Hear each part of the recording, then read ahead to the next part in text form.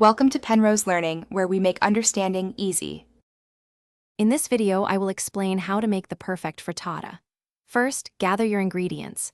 You'll need about 6 to 8 large eggs, a splash of milk or cream, and your chosen fillings.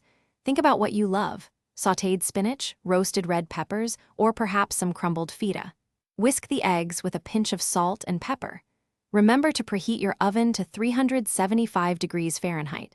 This ensures a quick transfer from stovetop to oven. Now let's get cooking on the stovetop. Use an oven-safe, non-stick pan, ideally 8 to 10 inches. Sauté your chosen fillings until they are tender and fragrant. Once ready, pour the whisked egg mixture directly over the fillings, distributing them evenly. Let it cook on medium-low heat for about 3 to 5 minutes. You'll notice the edges starting to set, which is exactly what we want before moving to the next step. It's time to move your frittata to the oven. Carefully transfer the pan into your preheated 375 degree Fahrenheit oven. Let it bake for about 10 to 15 minutes. You'll know it's perfectly cooked when it's beautifully puffed up and has a lovely golden brown color on top. Once out of the oven, allow it to rest for about 5 minutes. This helps it set further, making it easier to slice into perfect wedges for serving.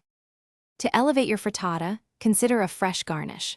A sprinkle of chopped parsley or chives adds a burst of color and flavor. Frittatas are incredibly versatile. They are wonderful served warm for breakfast or brunch, and equally delightful at room temperature for a light lunch or dinner.